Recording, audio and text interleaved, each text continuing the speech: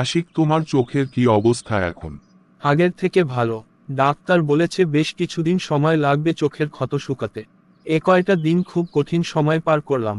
তোমরা ইতিহাস গড়েছ, আর ইতিহাস এইরকম কঠিন সময় এর মধ্যে দিয়েই তৈরি হয়। মিছিলে যখন আমার গায়ে গুলি লাগলো, কেন জানি আমি একটুও ভয় পাইনি। কি এক অদ্ভুত শক্তি যেন আমার ভিতরে কাজ করেছিল। অসীম সাহস তোমার মধ্যে ছিল। সেই সাহস, যে সাহসের ফলে আবু সাঈদের বুকে গুলি লাগা সত্ত্বেও সে দাঁড়িয়েছিল তাজা বুলেটের সামনে। তখন আমার চোখে ভাসছিল শহীদ যোদ্ধাদের রক্ত। এক মুহূর্তের জন্য পিছনে ফিরে তাকাইনি, তখন শুধু ভিড় ঠেলে সামনে এগিয়েছিলাম।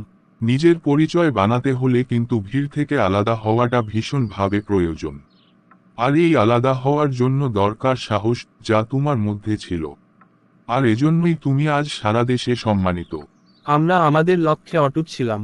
আমরা শহীদ ভাইদের রক্ত বৃথা যেতে দেইনি।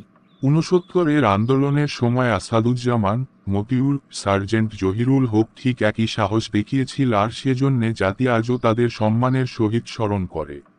ঢাকা বিশ্ববিদ্যালয়ের জহিরুল হক হল শেরে বাংলা, নগরের আসাদ গেইট, এইগুলো তাদের নামেই নামকরণ করা হয়েছে। আপনি দোয়া করবেন আমাদের জন্য, যেন সব সময় সত্য সঠিক পথে চলতে পারি। আমিও চাই তোমাদের মতো তরুণদের হাত ধরে দেশ সামনে এগিয়ে যাক।